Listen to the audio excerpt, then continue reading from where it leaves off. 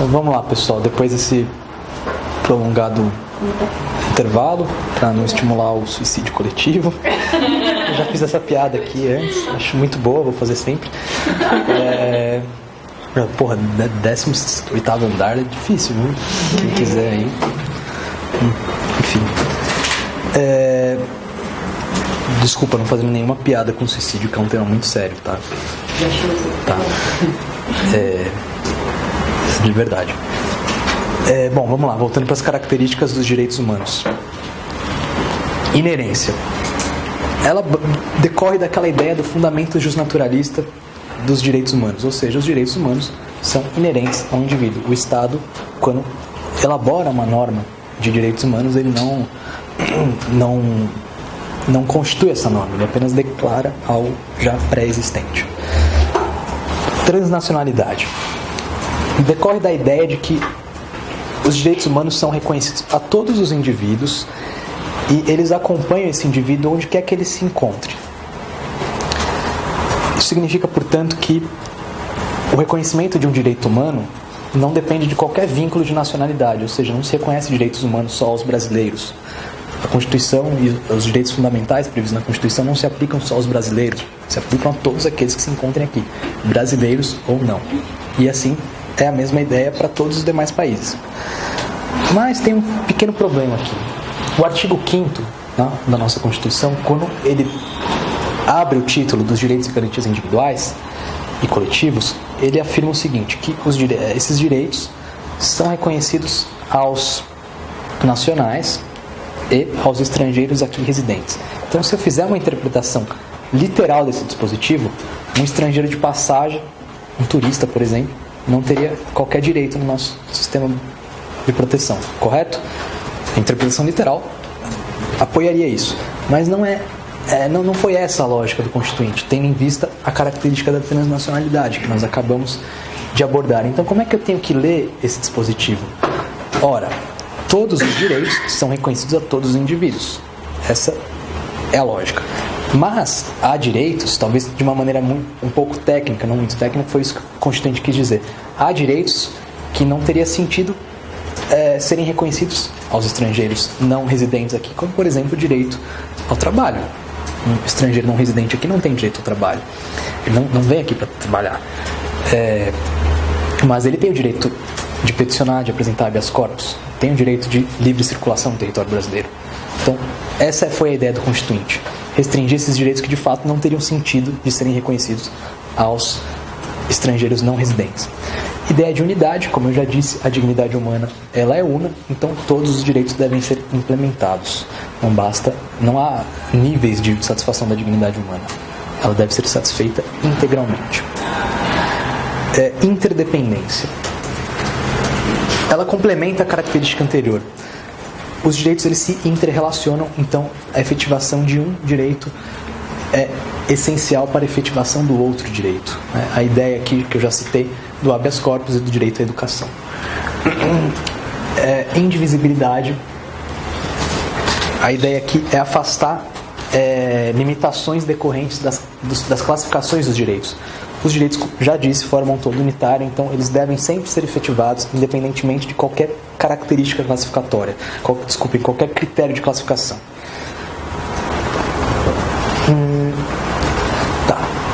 Se eu disse que todos os direitos devem ser integralmente satisfeitos, todos, os direitos civis e políticos de um lado, os direitos econômicos, sociais e culturais, o que explica que os direitos econômicos, sociais e culturais têm um grau inferior de eficácia do que os demais direitos? Existe algum motivo para isso? O Virgílio Afonso da Silva, naquele livro que eu já citei, Os Direitos Fundamentais, ele identifica 3 motivos para esse baixo grau de eficácia. Esses motivos, eles não são citados aqui para justificar esse baixo grau de eficácia, não. Conhecendo esses motivos, nós podemos combatê-los. Então, essa é a ideia do autor. Em primeiro lugar, eles têm um grau de eficácia menor porque as estruturas de efetivação desses direitos ainda estão em construção. A afirmação desses direitos, de fato, ela ocorre após a afirmação dos direitos de primeira geração. Então, ainda há o Estado ainda está, entre aspas, assimilando a sua proteção aos direitos sociais, culturais, econômicos.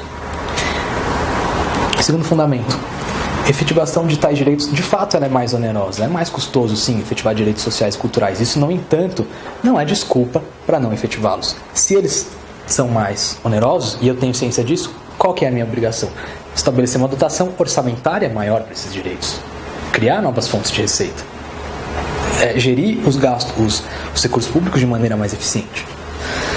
E, por fim, a exigência de mecanismos de tutela coletiva, porque, de fato, os direitos econômicos, sociais e culturais, eles são direitos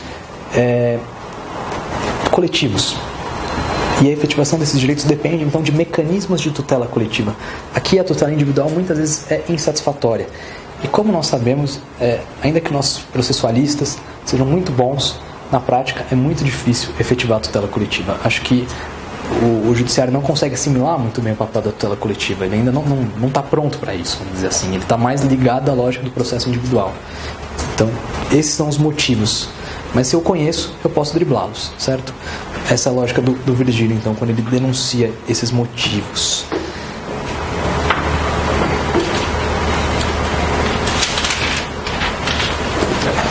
Não exaustividade, os direitos humanos, se eles são reconhecidos a partir de um fundamento justnaturalista, eles sempre são reconhecidos em um rol meramente exemplificativo. Então, o catálogo de direitos humanos nunca se esgota. Está sempre estão sempre surgindo novos direitos à medida que as necessidades históricas o exijam. Proibição do retrocesso, já abordamos essa característica, é a ideia de que o direito, uma vez alcançado um determinado nível de proteção, esse nível de proteção não pode ser diminuído ou amesquinhado, eliminado. Não vou perder tempo aqui de novo com a proibição do retrocesso, só inserir aqui para sistematizar. Todo mundo entendeu a ideia e os requisitos para restringir o nível de proteção, que a gente tratou na primeira parte. Essas três características a gente tem que ler com muito cuidado, vamos dizer assim. Imprescritibilidade, ou seja, o exercício de um direito, ele não estaria sujeito a um prazo fatal, seja esse prazo de decadência ou prazo de prescrição. Mas tem um detalhe, que os direitos trabalhistas, por exemplo, eles estão sujeitos a um prazo de prescrição conforme a própria Constituição estabelece, né? Prazo quinquenal na vigência da relação de trabalho e o prazo bienal quando essa relação de trabalho se extingue. Como é que eu explico então essa característica? Tenho isso em mente. Outra característica que a gente tem que ler com cuidado. Inalienabilidade, ou seja, eu não posso estabelecer um conteúdo econômico para a disposição, para a negociação dos direitos. No entanto, no caso de lesão, é possível uma satisfação econômica, certo? Então aqui nós temos também um outro questionamento, outro problema. Finalmente, indisponibilidade. Parte da ideia de que não é permitido ao titular de um direito dispor desse direito. Mas há inúmeras situações em que o sujeito pode ceder um direito ou pode optar por não exercer esse direito. Como que eu explico então todas essas três últimas características? Essas características elas devem ser entendidas em termos abstratos.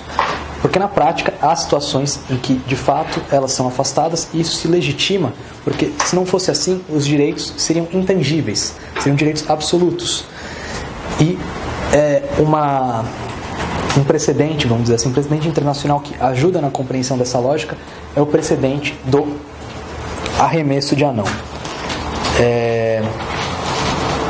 Em Paris, na França, tinha uma prática que nos bares, não é brincadeira, isso é verdade, tá? Nos bares as pessoas saíam para beber e depois arremessavam os anões num alvo. E em um determinado momento as autoridades locais entenderam que essa prática era degradante e resolveram proibi-la. O problema, no entanto, é que a própria pessoa que se submetia a essa prática questionou essa proibição. Falou, veja bem, esse é o meu ganha-pão. É assim que eu trabalho, não há nenhum prejuízo para mim, eu estou protegido. Você quer me proibir de ganhar meu dinheiro? E levou isso ao judiciário. O judiciário falou, não, está errado, tem que de fato proibir, você não pode se submeter a essa prática. Isso foi submetido aos tribunais internacionais e os tribunais internacionais ratificaram a decisão da França. E qual foi a lógica que se construiu a partir daí então? Que o indivíduo então pode optar por exercer ou não seus direitos fundamentais, pode dispor de direitos fundamentais, sim, desde que quando ele faça isso, ele não abra mão da sua própria dignidade, ele não se submeta a uma prática que comprometa essa dignidade, que seja uma prática degradante, que é justamente o que acontece nesse caso. Tudo bem? Bom, e aí eu trago aqui uma questão da Defensoria Pública do Paraná, concurso mais recente que teve, que ela aborda justamente as características dos direitos humanos. Então vamos lá, no plano da teoria geral, certos atributos, ou seja, ele está indagando vocês sobre as características dos direitos humanos, seriam inerentes aos direitos humanos.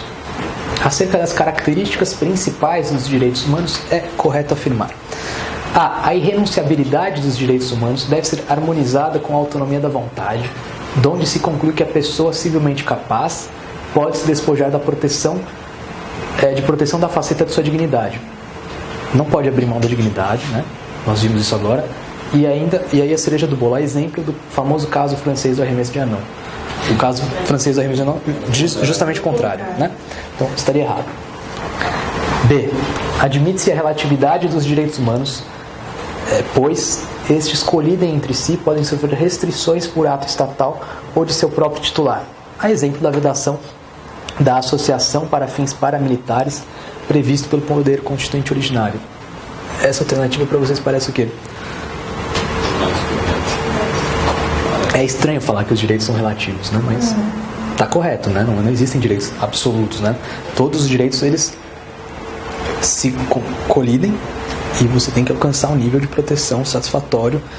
Você tem que fazer o diálogo entre eles, como a gente vai ver mais pra frente. Então, de fato, a proteção é relativa, não é uma proteção absoluta, porque se fosse absoluto, não haveria como ter esse diálogo, não haveria como resolver os conflitos entre os direitos humanos. Então, a princípio, essa alternativa estaria certa, tendo em vista que as normas de proteção aos direitos humanos não integram o chamado ius cogens. Falso, integram o ius cogens. Mas vamos ver o que mais que o examinador disse. A universalidade dos direitos humanos é relativizada, prevalecendo uma forte ideia de respeito ao relativismo cultural, ainda que o Estado seja parte formal da comunidade internacional. O que prevalece, nós vimos, é a ideia do universalismo. Tudo bem? Então, por isso, estaria incorreto. Com todas as reservas ao universalismo, ok? Mas é o que tem prevalecido. D. A imprescritibilidade dos direitos humanos não alcança a pretensão à reparação econômica decorrente de sua violação. Certo? Tem prazo de prescrição para exigir a reparação. 3 anos pelo Código Civil. Esse eu lembro. Portanto, não existe direito à indenização por violação a direitos humanos ocorridos durante o regime militar. Aqui que está o problema. Existe sim direito à reparação. O direito à reparação por atos praticados durante os regimes de ditadura militar é imprescritível. Isso já está assentado na jurisprudência da Corte Interamericana. O STJ já acolheu esse entendimento e é inclusive uma das dimensões da justiça de transição que nós veremos oportunamente. E em razão do caráter histórico dos direitos humanos, existe um consenso doutrinário acerca de sua divisibilidade para indivisibilidade, estabelecendo-se independência e não interdependência entre os direitos humanos e priorização de sua exigibilidade a partir do espaço geográfico em que seu titular esteja inserido. Não há prioridade. Todos os direitos humanos devem ser efetivados. Ok? Tudo bem? Deu para entender porque está errado? Sim. Beleza. Então depois, se vocês tiverem curiosidade, vocês podem ler os fundamentos aqui um pouquinho mais detidos. Vamos para o próximo tópico. Conflitos e restrições aos direitos humanos. Então, como eu disse, os direitos humanos, se eles são princípios, né, se eles se estruturam a partir de princípios, há um diálogo entre esses direitos, eles entram em conflitos e nós temos que resolver esse conflito entre direitos. Em primeiro lugar, uma classificação. Qual a diferença entre colisão e concorrência de direitos? A colisão, ela verifica-se nos casos em que nós temos direitos em conflito atribuídos a titulares distintos. E a colisão, ela admite uma classificação, uma subclassificação, melhor dizendo, em sentido próprio quando de fato há direitos em conflito, e em sentido impróprio quando um direito conflita com outro valor igualmente relevante sob o aspecto da Constituição. Então, você teria, por exemplo, um conflito entre o direito à liberdade e a segurança pública, por exemplo. E nós temos a concorrência. A concorrência, ela pode ser conceituada como a incidência de direitos do mesmo titular para aquele caso concreto. Então, você tem o mesmo titular com 2 com mais de um direito incidindo para aquele caso. Por exemplo, quando o sujeito ele tem, para se autoafirmar, ele quer furar a orelha, quer fazer uma tatuagem, ele está lesionando a própria integridade física. Então você tem concorrência de direitos nesse caso. O que distingue as categorias, então, é a titularidade dos direitos. No caso da colisão, nós temos direitos a titulares distintos. E no caso da concorrência, o titular é o mesmo. Tudo bem? Classificação das restrições. As restrições se classificam em sentido estrito e em sentido amplo. Em sentido estrito, quando são veiculadas por meio de lei. Em sentido estrito, amplo, aliás, quando são veiculadas por meio de outros atos normativos, além da lei. E as restrições legais, por sua vez, se subdividem em 3 categorias: simples, qualificadas e subsidiárias. Simples, quando a norma que consagra o direito autoriza o estabelecimento de uma restrição, mas ao fazê-lo não estabelece qualquer condicionamento, qualquer finalidade para essa restrição. Por exemplo, o direito se exerce nos termos da lei. Está autorizando o estabelecimento de uma restrição, mas não há qualquer finalidade para essa restrição. Qualificadas. Aqui é o oposto. A norma autoriza o estabelecimento da restrição, mas condiciona ao atingimento de uma determinada finalidade. Por exemplo, violação do sigilo das comunicações telefônicas para fins de investigação criminal ou instrução processual penal. Condicionou ao estabelecimento da restrição. Subsidiárias, por fim, são as hipóteses em que o legislador, ou melhor, a norma que consagra aquele direito, não estabelece expressamente a possibilidade de uma restrição.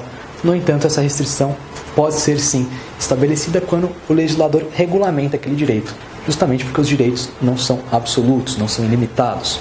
A proteção, como já dissemos, é relativa. Evidentemente, todas essas restrições devem superar o teste da proporcionalidade que nós já vimos, sob pena de serem reputadas ilegítimas, inconstitucionais.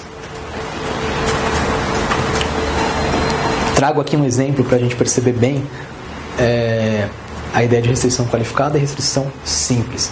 Extraí esse exemplo aqui do Pacto do Protocolo de San Salvador. Dispõe o artigo 8º, parágrafo 5, quando trata do direito à sindicalização. O exercício dos direitos enunciados acima, direitos sindicais, só pode estar sujeito às limitações e restrições previstas pela lei que sejam próprias a uma sociedade democrática e necessárias para salvaguardar a ordem pública, proteger a saúde ou a moral pública e os direitos ou liberdades dos demais. Então percebam, ele autorizou o estabelecimento da restrição, mas condicionou essas finalidades específicas. Qualificada a restrição, portanto. Os membros das Forças Armadas e da Polícia, bem como de outros serviços públicos essenciais, estarão sujeitos às limitações e restrições impostas pela lei. Aqui nós temos uma restrição simples, não há o pré-estabelecimento de qualquer finalidade que deva ser atingida. Restrições decorrentes de relações especiais de sujeição. Esse é um tema que a gente tem que olhar com cuidado. Então, segundo alguns autores, seria possível estabelecer algumas restrições, independentemente de previsão legal, nos casos em que o sujeito se encontre perante o Estado, inserido em uma situação especialíssima que legitimasse, então, o estabelecimento dessas restrições em virtude da prevalência do interesse público nesse caso. 2 exemplos aqui que a gente pode visualizar isso. Primeiro exemplo, os membros das Forças Armadas. A hierarquia inerente às Forças Armadas autorizaria o estabelecimento de restrições independentemente de previsão legal, segundo alguns autores. A própria Constituição, ela estabelece, de certo modo, uma diferença de tratamento entre os militares. Vejam o exemplo do artigo 142, parágrafo 3º, inciso 4, que não permite aos militares a sindicalização. Mas não é esse exemplo aqui que eu quero que vocês prestem atenção. Esse aqui que é o mais delicado. Pessoas presas. E por que é delicado? Porque o nosso examinador de direito penal, ele tem muitos estudos no âmbito da execução penal, ele atua muito na execução penal, então esse é um tema muito caro para ele. Inclusive ele escreveu um artigo que vocês podem acessá-lo aqui, disponível na revista da Emerge. Então, de acordo com um certo posicionamento, uma corrente da doutrina, seria possível restringir os direitos das pessoas presas, independentemente de previsão legal, porque isso seria necessário para fins de ressocialização, para efetivar os dispositivos da sentença condenatória. Então, elas não está, o objetivo como denuncia o examinador, o Patrick, o objetivo aqui é criar um espaço livre de direito para você restringir ainda mais os direitos dessas pessoas que já estão inseridas em um contexto de extrema vulnerabilidade. Portanto, a teoria não pode ser aceita. Um exemplo concreto de aplicação dessa teoria seria a violação do sigilo epistolar das pessoas presas. Como nós sabemos, as pessoas encarceradas, elas têm direito à comunicação com o mundo exterior. Isso pode se fazer por meio de correspondência. E a jurisprudência é pacífica no sentido de que é possível violar o sigilo da correspondência, ou seja, acessar o conteúdo dessas cartas, para evitar a prática de atos ilícitos, para evitar que a pessoa presa comande crime organizado de dentro da cadeia. Vejam, a Constituição, quando autoriza o sigilo das correspondências, não permite essa interpretação, não faz qualquer restrição quanto à pessoa presa e à pessoa em liberdade. Então, isso não pode ser admitido. Se é realmente necessário restringir a comunicação da pessoa presa com o mundo exterior, há outro mecanismo para fazer isso, menos invasivo. Qual é? Suspender esse direito. Pura e simplesmente, se há suspeita de que o indivíduo está se utilizando do sigilo da correspondência para fins de práticas ilícitas, eu não preciso violar a sua correspondência. Eu não permito que ele receba cartas nem mande cartas. A própria lei de execução penal permite isso no artigo 41, parágrafo único, quando ela fala que esse direito de comunicação com o mundo exterior pode ser restrito ou suspenso. E isso, inclusive, é a proposta do professor Rodrigo Royd, defensor público no Rio de Janeiro. Ok? Estou indo um pouquinho mais rápido aqui. Espero que sem prejuízo. Se tiver algum prejuízo, a gente vai devagar, não tem problema. Podem me interromper. Suporte fático dos direitos humanos ou dos direitos fundamentais. Quando a gente fala em suporte fático, a ideia aqui é estabelecer um paralelo com a noção de tipo penal ou de fato gerador, ou seja, quais são os condicionantes que autorizam a exigir a proteção fornecida por aquele direito fundamental. É isso que você tem em mente. E o suporte fático, ele seria classificado em abstrato ou em concreto. Abstratos são os fatos que a norma descreve, e a sua ocorrência, então, gera a descrição, gera a consequência jurídica. Já o suporte fático concreto, por outro lado, é a ocorrência no mundo dos fatos daquela hipótese que o legislador juridicizou, positivou. A gente ainda pode abordar os elementos do suporte fático. São 3 os elementos. O primeiro é o âmbito de proteção. Basicamente são os bens jurídicos, os fatos que estão normatizados pelo direito. A intervenção estatal. Você só pode exigir a proteção fornecida por um direito quando o Estado intervenha nesse direito, quando o Estado estabeleça uma restrição. Mas não é toda e qualquer restrição que autoriza a invocação da proteção fornecida por esse direito.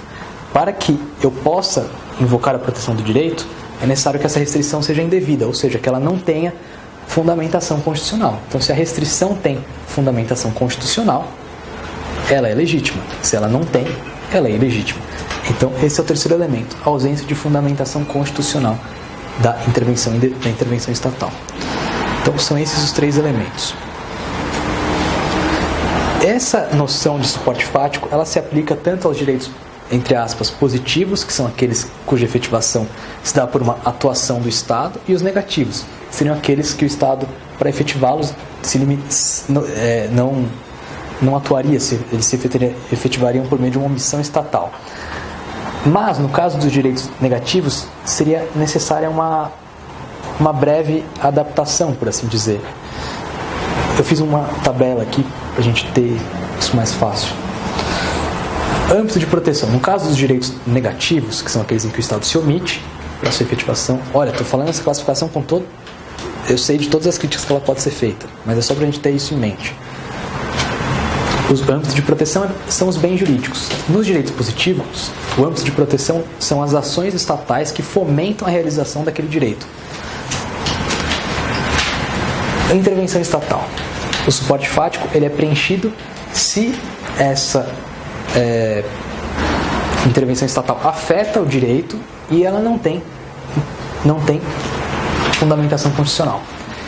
E, no caso dos direitos positivos, é diferente. Aqui o que nós queremos sancionar é uma omissão estatal ou uma atuação deficiente. Então, se essa omissão estatal ou atuação insuficiente, não tenha justificativa constitucional, ela é ilegítima. E aí eu posso exigir a atuação do Estado para satisfazer esse direito. Ok? Deu para entender?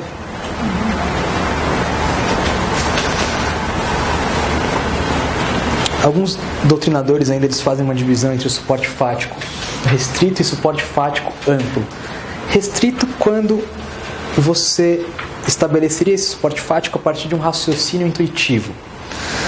Por exemplo, eu falo assim, o sigilo das comunicações não pode ser utilizado para prática de atos delituosos. É intuitivo, né? Eu estou partindo desse pressuposto. Eu acho que é assim.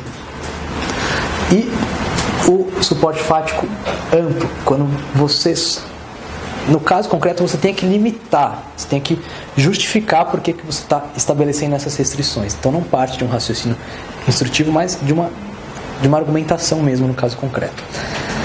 Um exemplo aqui, eu não vou ler a ementa, mas é justamente isso que o STF faz quando ele viola o sigilo das correspondências, quando ele autoriza a violação. A parte final aqui é muito ilustrativa. A cláusula tutelar da inviolabilidade do sigilo epistolar não pode constituir instrumento de salvaguarda de práticas ilícitas. Suporte fático restrito. Estou partindo desse pressuposto. Não me preocupei em argumentar primeiro se essa restrição é necessária ou legítima. E aí agora a gente tem que tratar então de duas teorias. Teoria interna e teoria externa. Essa parte da aula vai começar a ficar um pouco pesada, porque vai ter teoria nos 1, 2, 3, teoria 1, 2, 3, cada coisa vai ter duas teorias. Teoria interna e a teoria externa são utilizadas para explicar as restrições. A teoria interna parte do pressuposto que o conteúdo dos direitos fundamentais e as suas restrições, eles são internos aos direitos, como o próprio nome já diz. E isso gera um problema, porque você não tem como solucionar o conflito de direitos. Ou a situação ela encontra-se albergada pelo nível de proteção, então eu tenho direito, ou não se encontra. Não há um meio termo. E, em consequência, isso nega também a estrutura de princípios das normas jurídicas, porque você não permite uma ponderação. Os direitos são regras. Ou a situação está prevista ou a situação não está prevista. Não há conflito na prática, então. Já a teoria externa parte do pressuposto que direitos, ou melhor, que o conteúdo e os limites de um direito são separáveis. Os limites são externos a esse direito. Externo por quê? Porque decorrem do caso concreto, da argumentação do caso concreto, do princípio da proporcionalidade, da solução do conflito entre os direitos. E aí, então, você tem o estabelecimento das restrições. Como é que eu controlaria o estabelecimento dessas restrições? Como é que eu verificaria se elas são legítimas, racionais? A partir do princípio da proporcionalidade que nós já vimos.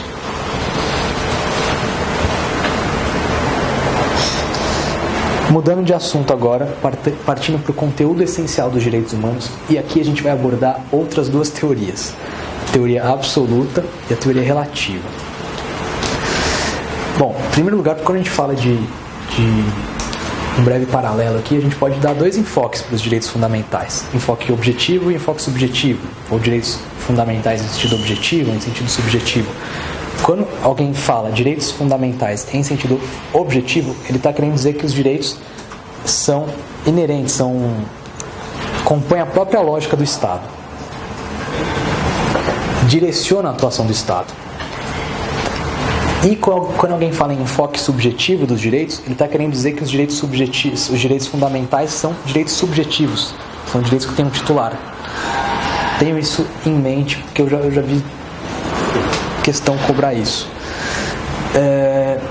Bom, Conteúdo essencial dos direitos humanos.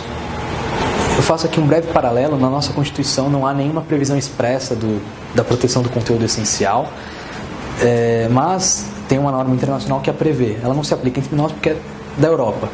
Eu já vi também questão sobre isso. O conteúdo essencial não tem previsão expressa, mas a norma que apresente previsão expressa.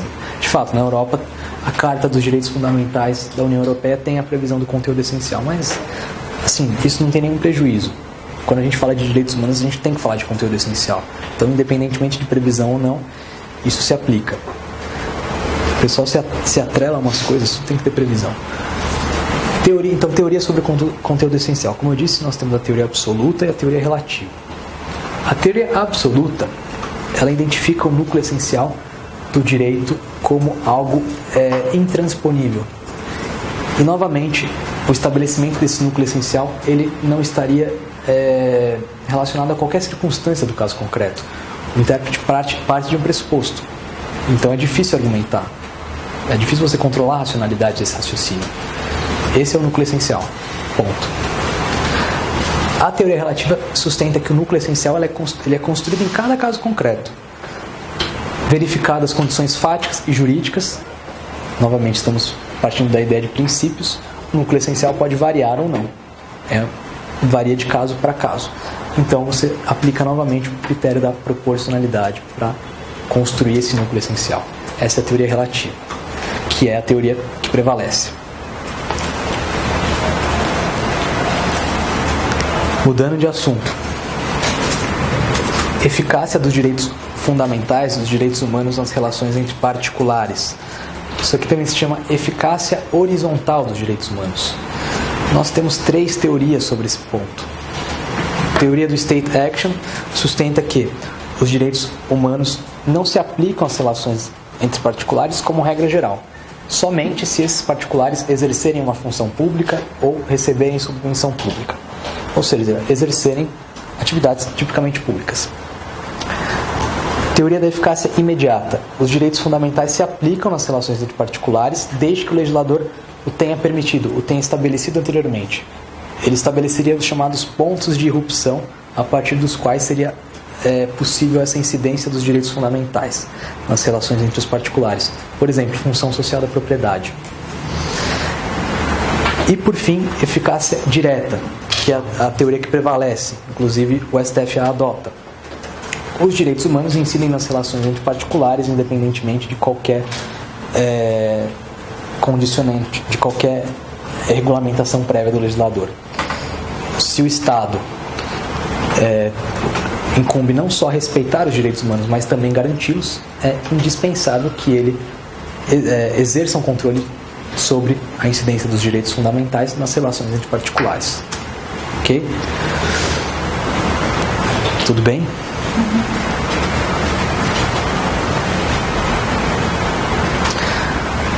Tá, um novo tópico agora.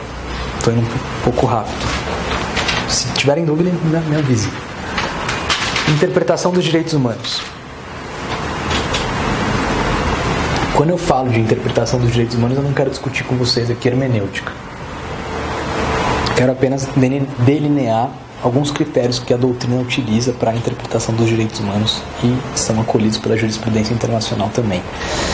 O primeiro critério é a interpretação conforme os direitos humanos, ou seja, se a norma apresenta um sentido duvidoso, eu devo interpretá-la conforme os direitos humanos, devo interpretá-la de modo a proteger os direitos humanos. Mas existem alguns limites para isso. A doutrina sustenta que eu não posso forçar o sentido literal, aceitável das palavras utilizadas pelo legislador. Eu também não poderia contrariar um objetivo que o legislador inequivocamente quis alcançar. Então, se não fosse possível essa interpretação conforme os direitos humanos, a norma seria inconstitucional, seria inconvencional. Máxima efetividade. A ideia de potencialização. Se há 2 sentidos que podem ser atribuídos a uma norma, deve-se optar por aquele que atribua maior eficácia ao direito. Critério pro homine. Aqui a gente parte do pressuposto que os direitos humanos eles são estabelecidos em prol do cidadão. São normas de limitação da ação estatal. Portanto, a interpretação só tem sentido quando seja para beneficiar o indivíduo, para protegê-lo. não há interpretação dos direitos humanos em prol da sociedade ou em prol do Estado. Não tem sentido falar, por exemplo, em garantismo da sociedade. É uma contradição em termos. A opinião consultiva número 3 da Corte Interamericana de Direitos Humanos, ela de certo modo, ela dialoga com essa ideia de critério pro homine. Essa opinião consultiva, ela versa sobre a pena de morte. A Convenção Americana de Direitos Humanos, o Pacto de San José, não proibiu a pena de morte, permitiu que os estados a aplicassem. Posteriormente foi estabelecido um protocolo para abolir a pena de morte. Então, pela regulamentação da Convenção Americana, você pode aplicar a pena de morte. Se o Estado não tiver abolido, ele pode continuar aplicando. Não poderia reestabelecê-la. E aí foi indagado, um Estado formulou uma opinião consultiva indagando se ele poderia estender a pena de morte para novos delitos. No momento que ele ratificou, a pena de morte não era cabível para esses delitos. E agora ele quer estender para elas. E a Corte falou que isso não poderia. Ok? O último critério de interpretação é a primazia da norma mais favorável. Esse é um critério utilizado para resolver os conflitos entre normas de direitos humanos. O que prevalece não é o grau hierárquico. O que determina a prevalência de uma norma de direitos humanos é o fato dela fornecer uma tutela mais favorável ou não. Então prevalece a norma mais favorável ao indivíduo, independentemente do local onde ela esteja situada, seja na Constituição, seja na lei ordinária, seja no tratado. Ok? Tem um fantasma aí. Eu já participo, conhecido esse já. Bom, uma questão que eu retirei aqui da Defensoria Pública de Roraima, justamente sobre a interpretação dos direitos humanos desse ano, desse ano, bem recente, né? Acho que a prova nem foi a segunda fase, faz nem um mês aí, muito recente mesmo. Assinale a alternativa que contém o critério que deve ser adotado no conflito entre a Constituição Federal e determinado Tratado Internacional de Proteção dos Direitos Humanos. A. Não há critério pré-estipulado, ficando a cargo do julgador a análise sobre qual das normas melhor se adequa ao caso concreto. Alternativa incorreta, porque a gente acabou de ver, há sim critérios pré-estipulados. B. Dada a supremacia da Constituição no ordenamento jurídico interno, a regra nela prevista prevalece sobre a norma prescrita no Tratado Internacional. De fato, a Constituição, ela é sim a norma mais que tem um maior grau hierárquico no ordenamento jurídico, mas nós vimos que o que prevalece na resolução dos conflitos é a norma mais favorável, independentemente do seu grau hierárquico. Portanto, a alternativa estaria incorreta. Prevalece a norma mais benéfica ao indivíduo, titular do direito, critério pro homine, aparentemente está correto.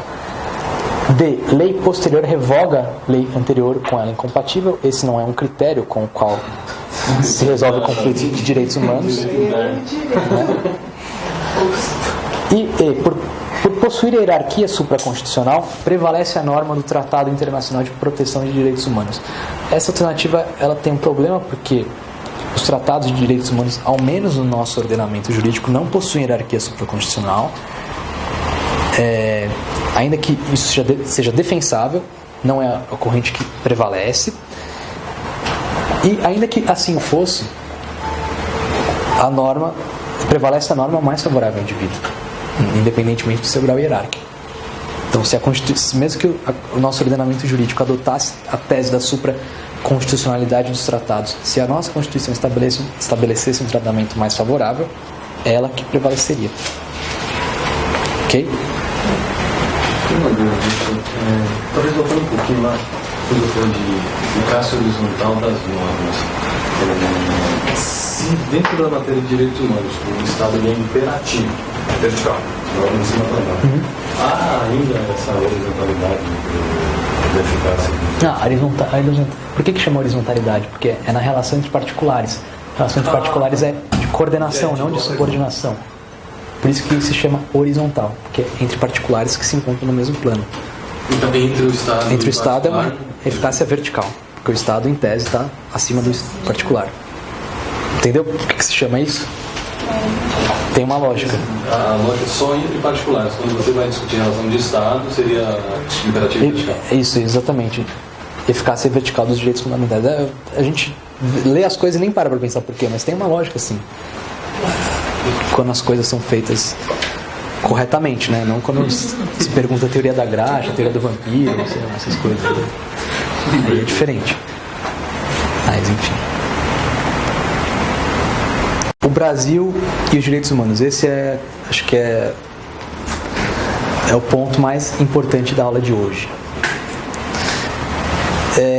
Só para a gente ter ideia aqui, todo mundo sabe disso. Tem um monte de dispositivo aqui, não vou ficar lendo, não vou ficar citando. O que eu quis demonstrar com esses dispositivos é que há uma preocupação da Constituição constantemente com os direitos humanos. Tem dispositivo na parte inicial, na parte, óbvio, dos direitos e garantias, na parte da organização do Estado, na parte da ordem econômica, e assim vai. E isso é assim, por quê? Porque o Estado serve para a tutela do ser humano. Tanto que quando a Constituição estrutura os seus títulos, a proteção do indivíduo, os direitos fundamentais, precede a organização do Estado. Então, o Estado serve para promover o bem-estar social. Não há dúvida sobre isso. Até por questão de topologia. E agora sim, entrando num tema mais delicado. Hierarquia dos tratados no ordenamento brasileiro e o seu processo de incorporação. Qual que é o procedimento de incorporação dos tratados?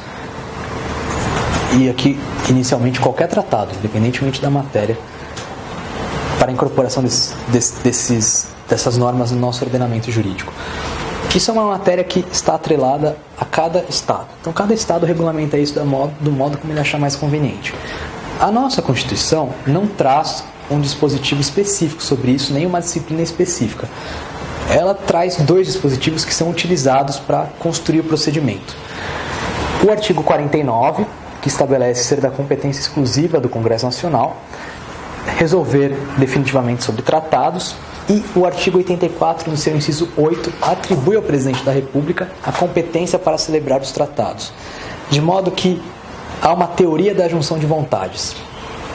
O procedimento para o estabelecimento de um tratado decorre da formação de 2 vontades: o Poder Legislativo e o Poder Executivo.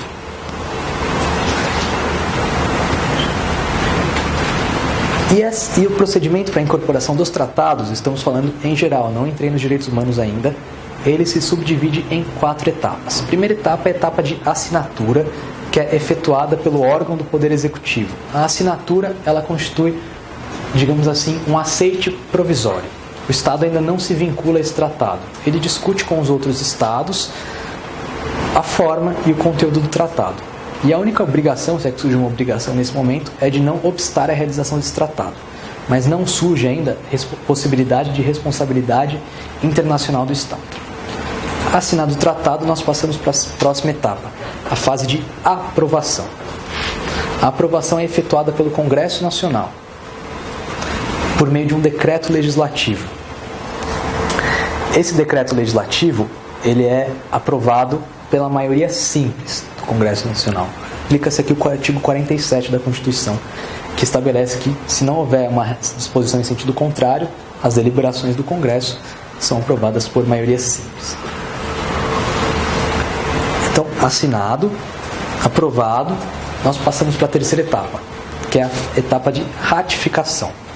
A ratificação, novamente, é efetuada pelo órgão do Poder Executivo. Nesse momento, nós temos um aceite definitivo. A partir desse momento, o Estado já pode ser acionado por descumprimento do tratado. Já há a possibilidade de sua responsabilização internacional. No entanto, temos um grave problema aqui. Porque não há ainda, esse tratado não foi internalizado no nosso ordenamento jurídico. Não obstante isso, já foi estabelecido, já foi celebrado internacionalmente. Então, vejam, o Estado pode descumprir esse tratado, porque os seus órgãos ainda não têm um fundamento interno, mas ele já reconheceu esse tratado. É um paradoxo, concordam? E a gente tem que também lembrar que o Estado não é obrigado a ratificar o tratado integralmente. ele pode formular reservas, que nada mais nada menos são do que declarações de vontade afastando a aplicação de uma determinada norma em relação a esse Estado. Ele não concorda com aquela norma. Os próprios tratados, eles regulamentam a forma de estabelecimento das reservas. O que, de modo geral, elas devem ser direcionadas a um determinado dispositivo. Não concordo com disposições do tratado que sejam contrárias ao meu direito interno. Tem que ser direcionado a um determinado dispositivo e expor os motivos disso. E, finalmente, a fase de promulgação, que é levada a efeito por meio de um decreto do Poder Executivo, e que aí sim o decreto se internaliza no nosso ordenamento. E aí é possível, então, sua aplicação no ordenamento interno. Então, assinatura, aceite provisório, Poder Executivo. Aprovação, Congresso Nacional, mediante decreto legislativo. Ratificação, aceite definitivo, por meio do Poder Executivo. O tratado já está no plano internacional. E depois ele deve ser internalizado por meio da promulgação, que é um decreto executivo. Esse procedimento ele se aplica aos tratados de direitos humanos? A questão surge porque o artigo 5º, parágrafo 1º da Constituição determina que as normas de direitos humanos são auto-aplicáveis. Então, segundo uma corrente doutrinária, em tese, a etapa de promulgação seria desnecessária. Bastaria a ratificação. Não seria necessário. Para os direitos humanos, para os demais tratados seria necessário. Seria, sim, necessário as 4 etapas, e para os direitos humanos essa etapa seria desnecessária justamente por conta da auto-aplicabilidade dos direitos humanos. A professora Flávia Piovesan, por exemplo, sustenta essa corrente. O STF ele já teve a oportunidade de debater isso e, na sua visão, as 4 etapas são aplicáveis a todos os tipos de tratados. A auto-aplicabilidade não autoriza essa interpretação, na visão do STF. Mas então, se não tem a promulgação, não. É só a norma, ela seria só uma recomendação? Não. Quando o Estado ratifica o tratado, ele em um determinado momento irá promulgá-lo. Isso às vezes demora um pouco, por inúmeros fatores. Talvez problemas na tradução, talvez falta de pessoal, mas ele vai promulgá-lo. O que a Flávia Piovesan defende é que nem seria necessária essa promulgação. Quando eu ratifico o tratado, se ele é auto-aplicável, eu não precisaria promulgá-lo. O Estado já conhece a norma, o Congresso já deliberou, o Poder Executivo já aprovou. Por isso que ela sustenta isso. Mas não é o que prevalece. Tudo bem? E agora, então, o procedimento está claro? Os pontos que podem surgir desse procedimento também, tudo bem? Hierarquia dos tratados. Primeiro, novamente, vamos começar pelo tratado em geral. Aqui não há um dispositivo expresso na Constituição que estabeleça os tratados têm hierarquia de lei ordinária, eles equiparam-se à Constituição, não há um dispositivo expresso sobre isso. A doutrina, ela constrói a sua interpretação a partir de uma leitura sistemática da Constituição. Em primeiro lugar, o artigo 47. Os tratados são aprovados por maioria simples, portanto, eles não poderiam ter hierarquia constitucional. Para que surja uma emenda constitucional, é necessária uma formalidade distinta, correto? Aprovação do Congresso Nacional, 2 turnos em cada casa, por 3/5. Então, o tratado não poderia se equiparar à emenda constitucional. Em segundo lugar, o artigo 102, inciso 3, a linha B, que autoriza o STF a declarar a inconstitucionalidade de lei ou tratado internacional. Então, ele também, por esse fundamento, se situaria abaixo da Constituição. E, finalmente, o artigo 103, 105, inciso 3, a linha A, que permite ao STJ interpretar tratado e lei federal. Então, ele também estaria situado junto à lei federal. Os tratados, em geral, portanto, a partir desse conjunto de dispositivos, seriam equiparados à legislação ordinária. Isso, o STF é pacífico. Mas há uma possibilidade de que esse entendimento seja superado por conta do princípio da boa-fé. Porque o Brasil, recentemente, acho que foi em 2009, ele ratificou a Convenção de Viena sobre o direito dos tratados. E o Estado, ele não pode, por conta da boa-fé, não pode se valer de uma disposição da legislação interna para afastar a aplicação do tratado. Então, o tratado seria superior à legislação interna. Isso está expresso no artigo 27. Uma parte não pode invocar as disposições de seu direito interno para justificar o inadimplemento de um tratado. Então, se é assim, o tratado teria que se posicionar acima da legislação ordinária. O STF ainda não apreciou isso sob essa ótica. Por enquanto ainda prevalece a doutrina sobre a equiparação à lei ordinária. Vamos abordar isso a seguir. Só uma dúvida, desculpa a ignorância, mas assim, imagina. Há alguma diferença entre pacto, acordo, tratado, convenção? Porque às vezes se usa pacto sobre Costa Rica, convenção de Viena, convenção contra o próprio produto. Há alguma diferença entre isso? Um parênteses aqui, ninguém precisa pedir desculpa assim, desculpa porque eu não sei, porque ninguém tem obrigação de saber tudo, tá? Ninguém bateria fraca. Cara, a gente tá aqui para aprender. Eu aprendo com vocês, vocês aprendem comigo. Então, não precisa ninguém ter vergonha de perguntar qualquer coisa aqui também. Não existe pergunta idiota. Mas respondendo a sua pergunta, alguns internacionalistas, eles propõem uma distinção, sim. Mas, por exemplo, acordos teriam menos partes, tratados teriam mais partes, mas isso é relevante. Para a nossa matéria não interessa essa distinção. Você pode usar como sinônimo: convenção internacional, tratado internacional, pacto internacional, não tem problema nenhum. Obrigado. O Brasil e os direitos humanos aqui continuando. Então, a gente viu a hierarquia dos tratados em geral.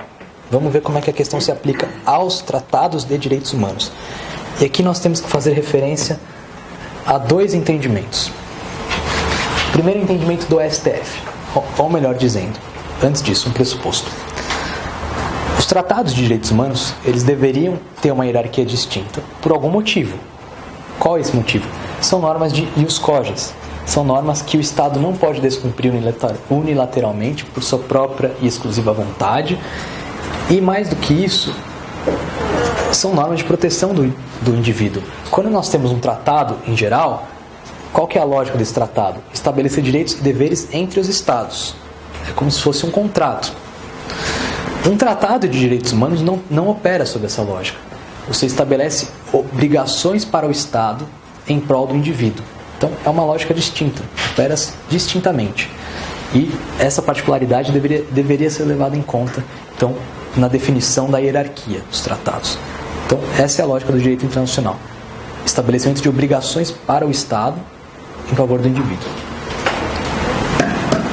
Qual que é o entendimento do STF? A partir do recurso extraordinário 466343, ninguém precisa saber esse número, tá aqui só porque é o caso inaugural. O STF passou a entender que os direitos humanos, os tratados de direitos humanos, eles têm hierarquia supralegal. O caso versava sobre o conflito entre a Convenção Americana e a Constituição, porque a Constituição autoriza a prisão do depositário infiel, nos termos da lei. A Convenção Americana não autoriza. Há um conflito aqui. O STF, então, ele entendeu que meio difícil, uma vez um professor me falou que isso foi feito nas coxas, porque não é muito lógico mesmo. Mas o que o STF entendeu? Que os tratados teriam hierarquia supralegal, ou seja, eles não revogariam a legislação constitucional, que se posiciona abaixo dela, mas ao mesmo tempo eles estariam acima da legislação ordinária. E qual seria a constituição disso? A chamada eficácia paralisante. Ou seja, eles tornariam inoperante a legislação infraconstitucional que operacionaliza a Constituição, quando conflitasse com esses tratados. Então, a prisão do depositário infiel é permitida nos termos da lei. Ora, essa lei é inoperante por causa desse dispositivo, que não autoriza a prisão do depositário infiel. Não obstante, o artigo 5º subsiste íntegro aqui. É meio paradoxal, entendem? Ele não revogou o artigo 5º, inciso 67. Ele ainda está lá, a prisão do depositário infiel ainda é permitida. O que não é permitido é a aplicação da legislação que instrumentaliza essa prisão. Isso é a ideia de hierarquia supralegal e a sua consequente eficácia paralisante da legislação. Com isso, a STF estabeleceu uma teoria que o André de Carvalho Ramos chama de teoria do duplo estatuto. Você tem duas hierarquias para os tratados. Para os tratados de direitos humanos, a gente vai ver daqui a pouco, não sei se vai dar tempo, a emenda constitucional 45 de 2004, que acrescentou o artigo 5º, parágrafo 3º. Então, quando os tratados fossem aprovados com base nesse dispositivo, eles se equiparariam às emendas constitucionais. Quando os tratados fossem aprovados pelo procedimento comum, eles teriam a hierarquia supralegal. Por isso que a teoria do duplo estatuto, 2 tipos de hierarquia para os tratados, dependendo do procedimento. A posição da doutrina, no entanto, ela é divergente sobre esse assunto. Ela é contrária à posição do STF, ao menos a doutrina que humaniza, vamos dizer assim, que estuda os direitos humanos. Para essa corrente, os direitos humanos, os tratados de direitos humanos, eles têm hierarquia constitucional. Isso desde a redação originária da Constituição. Por quê? Por conta do artigo 5º, parágrafo 2º da Constituição. Esse artigo, ele dá um fundamento material de constitucionalidade para os direitos humanos. Por que fundamento material? Por conta da matéria, direitos humanos. Todo tratado que versasse sobre direitos humanos, independentemente da formalidade pela qual ele fosse aprovado, seria constitucional. Fundamentalidade constitucional material, então, segundo essa corrente de pensamento. Os tratados seriam materialmente constitucionais. Então, para essa corrente, o fato de o tratado ser aprovado por um quórum que não é igual ao das emendas constitucionais não impede que ele tenha hierarquia constitucional, porque não é isso que é relevante. O que é relevante é a sua matéria, não o procedimento pelo qual é aprovado. Ok? Isso então seria assim desde a celebração da Constituição, porque o artigo 5º, parágrafo 2º, desde a redação originária da Constituição, já autoriza a expansão do catálogo de direitos humanos com base na celebração de tratados. Tudo bem? Tá, então nós temos essa divergência de entendimentos. E aí surge então o parágrafo 3º do artigo 5º, aparentemente pacificando a questão. Eu não sei se a gente vai ter tempo de acabar isso hoje. Se vocês quiserem parar por aqui, talvez seja melhor. Eu queria saber se alguém tem alguma dúvida sobre qualquer assunto que a gente abordou hoje. Tá tudo bem? Vocês entenderam essa questão da tratados materialmente constitucionais? O que é relevante é a matéria, não a formalidade, o procedimento pelo qual ele é aprovado. Ok? E aí a gente vai ver qual que é o impacto do artigo 5º, parágrafo 3º, porque ele pretende atribuir um fundamento formal de constitucionalidade. E é aí que surge a controvérsia. Ok? Obrigado, gente, pela atenção.